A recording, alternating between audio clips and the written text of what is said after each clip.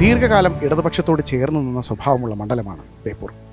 1967 മുതൽ വിവിധ സ്ഥാനാർത്ഥികളെ ഇടതുപക്ഷത്തിന് വേണ്ടി ജയിപ്പിച്ച് നിയമസഭയിലേക്ക് അയച്ച മണ്ഡലം.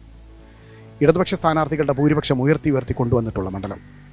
2021 28,747 വോട്ടിൻ്റെ ഭൂരിപക്ഷത്തിനാണ് ഇന്നത്തെ പൊതുമരാമത്ത് വകുപ്പ് മന്ത്രിയായ മുഹമ്മദ് റിയാസ് മണ്ഡലത്തിൽ നിന്നും നിയമസഭയിലേക്ക് എത്തിയത്. ഇത്തവണയും വലിയ വിജയപ്രതീക്ഷയോടെയാണ് മുഹമ്മദ് റിയാസ് മത്സരരംഗത്തുള്ളത്. എന്നാൽ അട്ടിമറി വിജയങ്ങളുടെ പാരമ്പര്യമുള്ള PV അൻവർ മണ്ഡലത്തിലേക്ക് UDF സ്ഥാനാർത്ഥിയായി രംഗത്തെത്തിയതോടുകൂടി വലിയൊരു മത്സരത്തിനാണ് മണ്ഡലം സാക്ഷ്യം വഹിക്കുന്നത്. ഇതോടുകൂടി വലിയ രീതിയിൽ ഈ മണ്ഡലം രാഷ്ട്രീയ കേരളത്തിൻ്റെ ശ്രദ്ധ ആകർഷിക്കുകയാണ്.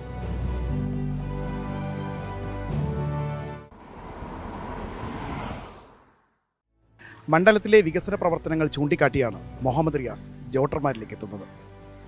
തുടർച്ച ആഗ്രഹിച്ച് രണ്ടാം തവണയും കളത്തിലിറങ്ങുമ്പോൾ കഴിഞ്ഞ തവണത്തെ 28,747 എന്ന ഭൂരിപക്ഷം ഇനിയും വർദ്ധിക്കുമെന്നാണ് പ്രതീക്ഷ. മന്ത്രിയായിരിക്കുമ്പോഴും MLA ആയിരിക്കുമ്പോഴും താൻ നടപ്പിലാക്കിയ വികസന പ്രവർത്തനങ്ങൾ ഓരോന്നും എണ്ണി പറഞ്ഞുകൊണ്ടാണ് അദ്ദേഹം വോട്ടർമാരെ സമീപിക്കുന്നത്. ഭാവിയിൽ എന്തൊക്കെ ചെയ്യാമെന്നും അദ്ദേഹം ജനങ്ങൾക്ക് മുൻപിൽ വയ്ക്കുന്നു. ഒരുപക്ഷെ വിജയത്തിൻ്റെ പ്രതീക്ഷ ഏറ്റവും കൂടുതലുള്ള സ്ഥാനാർത്ഥി താനാണെന്നാണ് മുഹമ്മദ് റിയാസ് ചൂണ്ടിക്കാട്ടിക്കുന്നത്. പ്രചാരണ പ്രവർത്തനങ്ങളും തെരഞ്ഞെടുപ്പ് വിശേഷങ്ങളുമൊക്കെ നമുക്ക് മന്ത്രി മുഹമ്മദ് റിയാസിനോട് തന്നെ നേരിട്ട് ചോദിച്ചറിയാം. ഇടതുപക്ഷ ജനാധിപത്യ മുന്നണി ഒട്ടേറെ വികസന പ്രവർത്തനം നടത്തിയിട്ടുണ്ട്. അത് ജനങ്ങൾ പൊതുവെ ഇഷ്ടപ്പെടുന്നുണ്ട്, ജനങ്ങളത് നല്ല നിലയിൽ കാണുന്നുണ്ട്. അപ്പോൾ അതിന് പിന്നെ അനാവശ്യ വിവാദം, വേണ്ടാത്ത വർത്താനം, വായി തോന്നി വിളിച്ചു വരുന്ന കാര്യത്തിന് മറുപടി ഒന്നും പറയാം ഇവിടെ നേരല്ല. ജനങ്ങളെ കാണാനുണ്ട്. ആരെങ്കിലും എന്തെങ്കിലും വായി തോന്നി വിളിച്ചു പറയുന്നതിനൊക്കെ മറുപടി പറയലാണോ തെരഞ്ഞെടുപ്പ്? സംസ്ഥാനത്ത് LDFന് അനുകൂലമായ രാഷ്ട്രീയ സാഹചര്യമാണ്. കഴിഞ്ഞ തവണത്തേക്കാൾ സീറ്റ് കൂടുതൽ കിട്ടും. ജനങ്ങളായി ഒരു മതവർഗീയ കലാപം പോലും ഈ നാട്ടിലില്ല. അത് LDF ഭരിക്കുന്നുണ്ട്.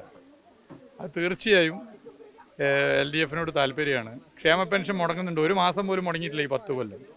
സ്ത്രീ സുരക്ഷാ പെൻഷൻ ഇന്ത്യയിൽ കേരളത്തിൽ എവിടെ ഉണ്ട്?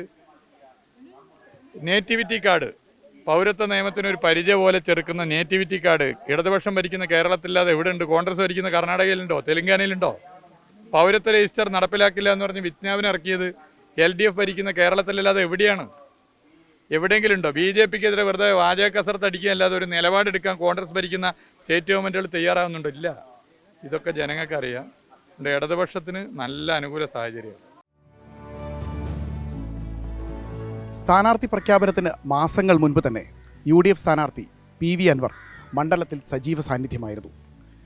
കൃത്യമായ രാഷ്ട്രീയം പറഞ്ഞും വികസന വീഴ്ചകൾ ചൂണ്ടിക്കാണിച്ചും അൻവർ തൻ്റെ തെരഞ്ഞെടുപ്പ് പ്രചാരണവുമായി മുന്നോട്ട് പോവുകയാണ്.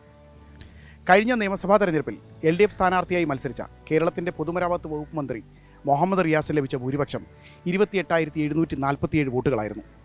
എന്നാൽ കഴിഞ്ഞ തദ്ദേശ തെരഞ്ഞെടുപ്പിൻ്റെ ഫലങ്ങൾ വരുമ്പോൾ അത് 1,340 വോട്ടുകളായി ചുരുങ്ങുകയാണ്.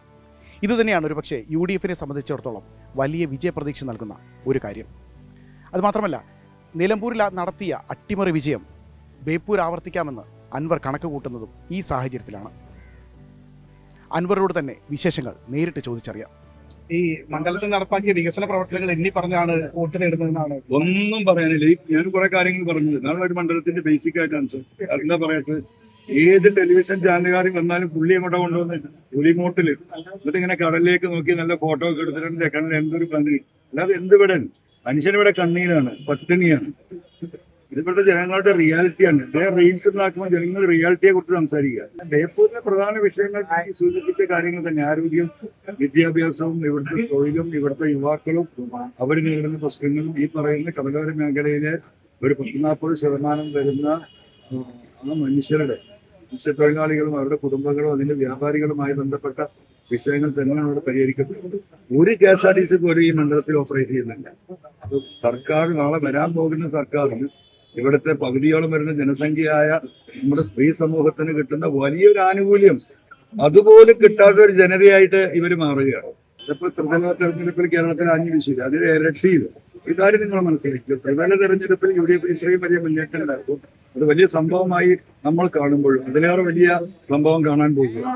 ത്രിതല തെരഞ്ഞെടുപ്പ് എന്ന് പറഞ്ഞാൽ പ്രാദേശികമായിട്ടുള്ള അവിടെ മത്സരിക്കുന്ന വ്യക്തിബന്ധം, അദ്ദേഹത്തിന്റെ രാഷ്ട്രീയം, സാമൂഹിക ചുറ്റുപാടൊക്കെ ഘടകമാണ്. പിണറായിസത്തിന്റെ എതിരെയുള്ള വോട്ട് ഒരു 15% മാത്രമേ, അല്ലെങ്കിൽ 20% ത്രിതല പഞ്ചായത്തിൽ കേരളത്തിൽ വന്നിട്ടുള്ളൂ. കാരണം അത് പ്രാദേശികമാണ്. പക്ഷെ പിണറായിസത്തിനെതിരെയുള്ള വോട്ട് പരിപൂർണമായും വരാൻ പോകുന്ന നിയമസഭാ തെരഞ്ഞെടുപ്പിലാണ്.